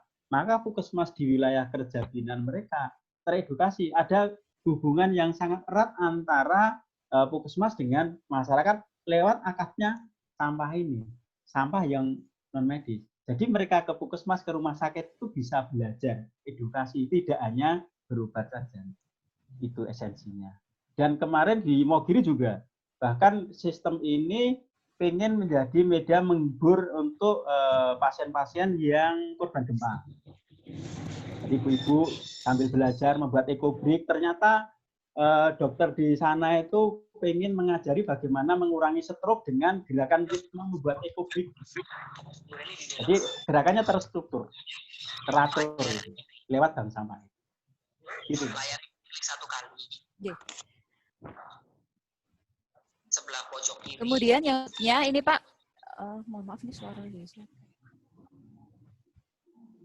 Kemudian yang berikutnya ini Pak untuk sampah plastik, ya, sampah plastik yang ada dari Elianti Unrio yang kebetulan pernah praktek di bank sampah. Saudara Elianti itu melihat bahwa ada sampah plastik yang kotor, tetapi di bank sampah kan tidak dipergunakan, kemudian dibuang ke TPA. Apakah ada solusi supaya sampah plastik tersebut tidak dibuang ke TPA, begitu Pak? Ya. Jadi ada beberapa opsi sebenarnya untuk sampah plastik ini. Bisa dibuat kerajinan daur ulang. Kami sebenarnya punya pengrajin, ada Bu Sri, ada dibuat ekobrik, kemudian ada juga skema secara makro ini ada untuk pembuatan aspal gitu ya. Kemarin dari Kulon Progo untuk yang bandara itu memang meminta plastik skala besar. Ada juga kita sebenarnya bank sampah ini diminta untuk mengumpulkan sampah plastik karena untuk bahan membuat peralon. Itu ada pengusaha dari Pajangan. Tapi mintanya tonase. Artinya dalam jumlah skala besar. Sebenarnya banyak hal teknologi yang bisa dilakukan untuk mengelola sampah plastik ini. Pangsa sebenarnya sudah jelas. Dengan pembuatan peralon ini untuk tonasenya harus dicukupi, spesifikasi seperti ini untuk aspal dan sebagainya. Itu ada beberapa opsi yang ada. Termasuk ekobrik ini juga bisa. Begitu Mbak Dita. Kemudian ini dari Saudara Sigma dari Puskesmas Gunung Kidul 2 Jogja. Bagaimana tipsnya supaya bank sampah ini tidak kalah dengan pengepul yang door to door? Apakah ada solusi? Iya. Kalau kami sebenarnya karena banyak permasalahan seperti itu ya Pak di beberapa pasar. Iya. Jadi gini, waktu konsep awal kita mendirikan bank sampah itu sebenarnya kita tidak berkompetisi dengan yang door to door. Ya. Justru kita ingin membantu meringankan tugas mereka. Seperti di perumahan ini. Perumahan yang sudah tersistem, ada petugas. Tapi kan kita lihat petugas ini sangat keberatan, sangat riwah dengan banyaknya sampah yang harus dikelola. Justru nanti ketika ada bank sampah, mereka menjadi satu skema di sistem itu. Ya. Jadi tidak ditinggalkan peran mereka. Kalau ada yang melakukan pola seperti kompetisi, ya enggak, akhirnya nanti enggak sehat akhirnya. Saling rebutan gitu. Justru kita dekati mereka. Kalau kita dekati. Jadi kita bantu meringankan gerobak mereka. Ayo kita bareng-bareng. Syukur jenengan bisa di dalam skema kami, tim kami, sehingga mereka mendapat income, tapi sampah yang harus dibawa ke TPA berkurang. Jadi itu. Jadi bagi kami memang bukan berkompetisi, justru ini saling bersinergi bareng-bareng. Seperti tadi kekhawatiran pemulung ini banyak masyarakat yang misalnya kekhawatiran langsung ke Pelapa, enggak masalah. Tetangga saya itu awal berdiri Mas Bambang, saya langsung ke lapak, langsung dapat uang. Monggo saja, uang ini hanya alternatif. Di judul kan tadi alternatif. Tapi ketika mereka enjoy, ketika mereka tahu manfaat bahwa tidak hanya ekonomi, ternyata ada edukasi, ada hubungan sosial yang sangat erat, dan mereka tahu yang rendah pun mereka terima, akhirnya mereka sebagian ke bank sampah, sebagian mereka jual ke lapak. Jadi itu. Kata kuncinya memang harus ada kolaborasi tadi. Di ROK ngajak ngomong bareng-bareng dan kita memang saling sinergis. Toh sama tujuannya ngelola sampah. Endingnya kesehatan masyarakat meningkat, lingkungan meningkat kualitasnya, dan jadi nilai ekonomi. Begitu Mbak Dita. Jadi sepertinya mungkin mindset kompetisi ekonomi itu mungkin dijadikan nomor kesekian. Ya mungkin ya untuk apa ada bersama berkolaborasi bahkan dengan pemulung sekalipun gitu ya Pak ya. Iya. Justru kami memang sekarang intent dengan IPI, Ikatan Profesi Pemulung Indonesia. Itu ada ikatan, Pak. Jadi Indonesia itu ada punya Ikatan Profesi Pemulung Indonesia. Mungkin nanti malah ada ujian Serkom juga, sertifikat kompetensi sebagai pemulung juga itu. Ya. Mereka sangat peduli dengan bank sampah ini, bahkan menjadi wacana untuk dikembangkan di level pemulung. Malah kami senang sekali konsep ini, karena kami mencoba di beberapa karakteristik masyarakat, Mbak. Jadi di LP Ragunan pun sudah kita bimbing untuk mendirikan bank sampah. Karena apa? Kami berharap keluar dari LP itu punya wacana bisnis di persampahan. Di pensiunan PJKA, pengok PJKA juga kita kenalkan tentang bank sampah. Ketika pensiun dia tidak post-post syndrome, tapi ada wacana umur mereka punya nilai manfaat dengan mengelola sampah di sekitar mereka. Jadi itu. Jadi pensioner Persib kemarin. Maaf dari Bu Sigma, Saudara Sigma ini bukan Gunung Kidul tapi Gondokusuman 2 Yogyakarta. Oh, maaf. Yes, itu teman seperjuangan saya itu. Yeah.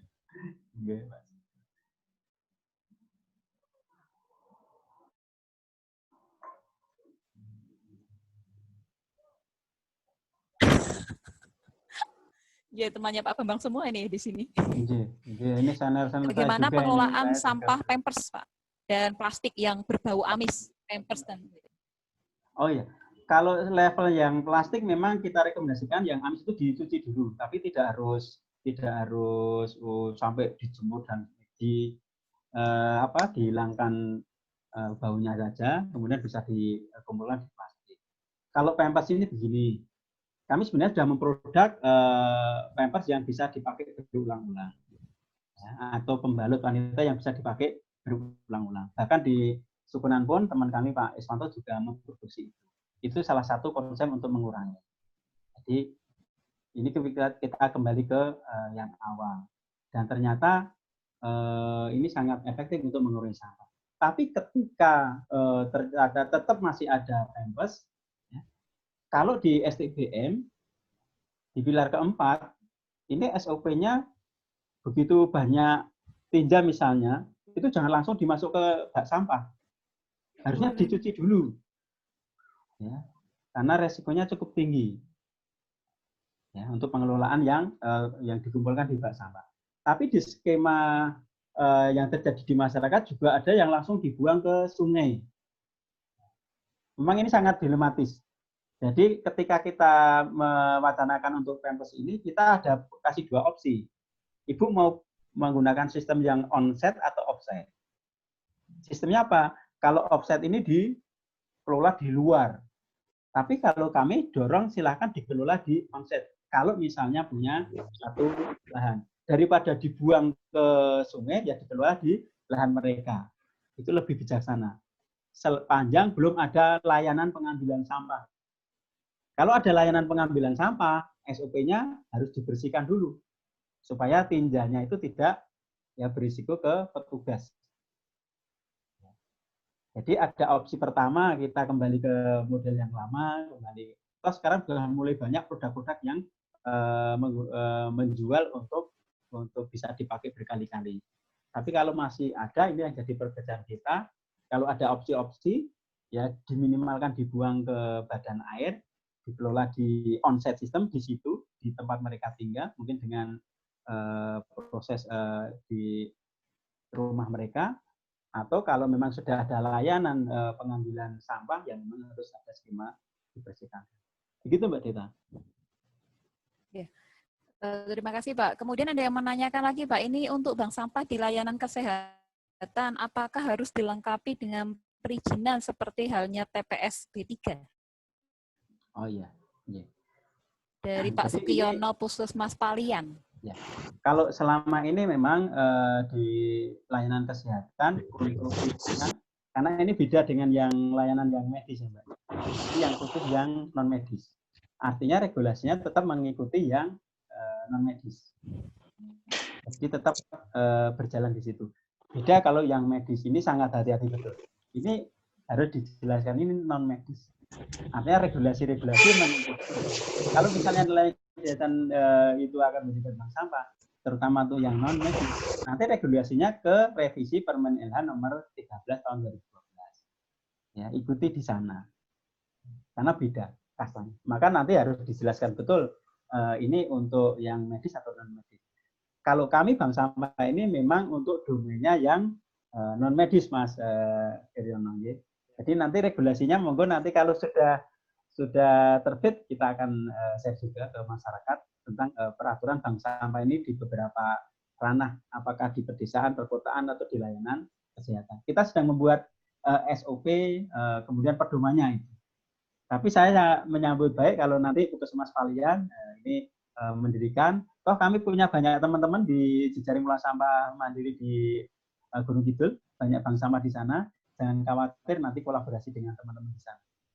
Ya, ada Pak Wanto dan sebagainya. Begitu Pak Sugiono. Mahasiswa saya dulu nih. Kemudian yang terakhir ini Pak Bambang, bagaimana untuk aturan harga? Sepertinya tadi sudah dijelaskan ya, kalau untuk aturan harga di bank sampah kan memang mengikuti falas ya, seperti falas Ya. naik turun sesuai dengan pemulungnya. Ya. Apakah ada standarnya khusus Pak untuk harga bank sampah gitu? Oh iya, ini. Kalau standar secara umum belum ada. Jadi masih sesuai lokal wisdomnya.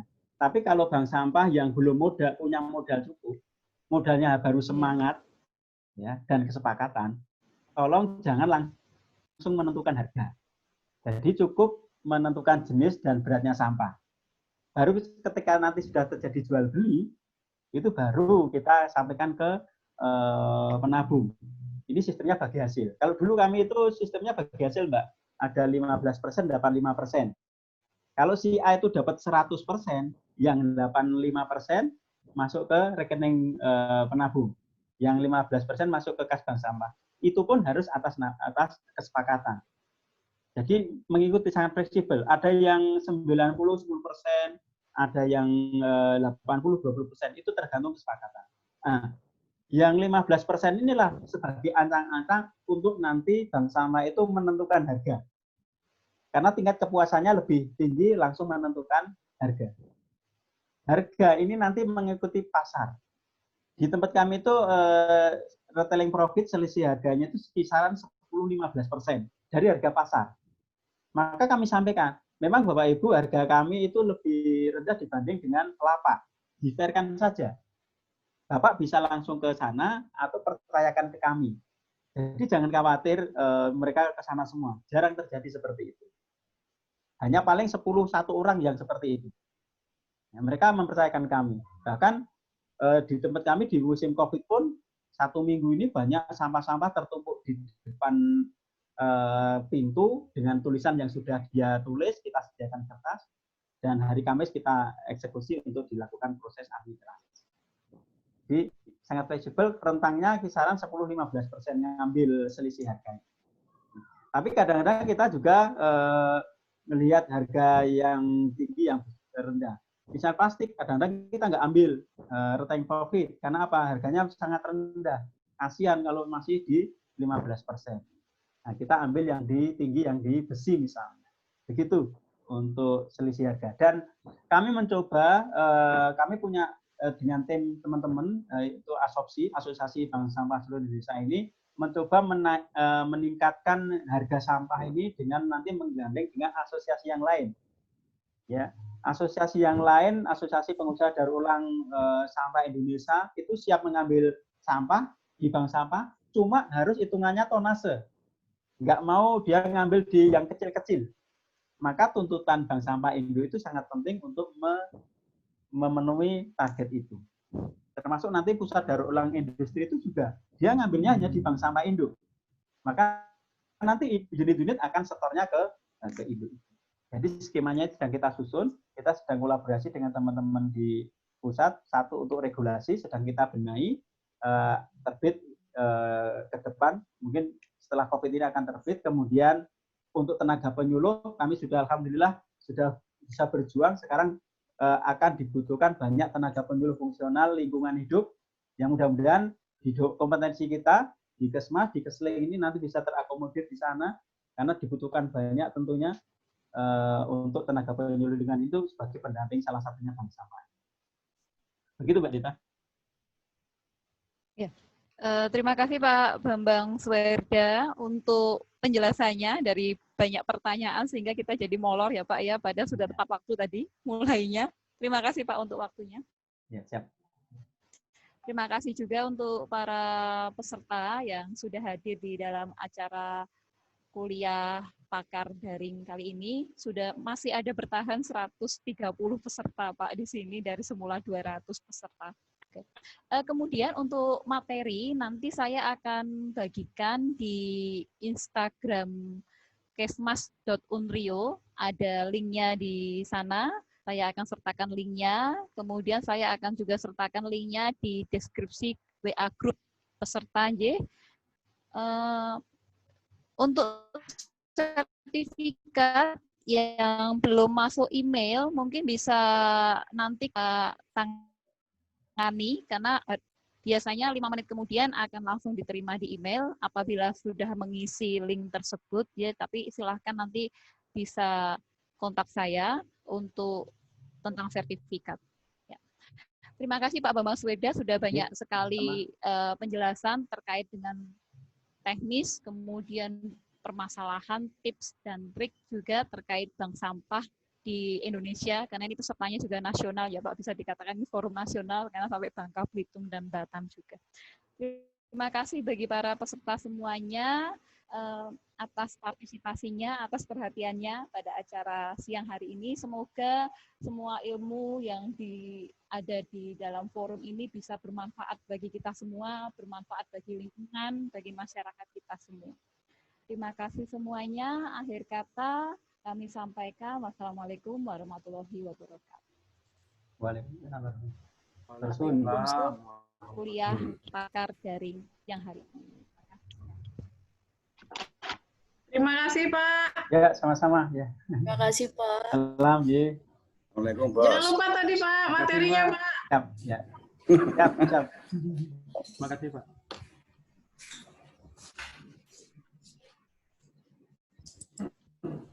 Izin live Pak. Assalamualaikum. Salam. Terima kasih Pak Bambang. Iya, sama-sama. Iya.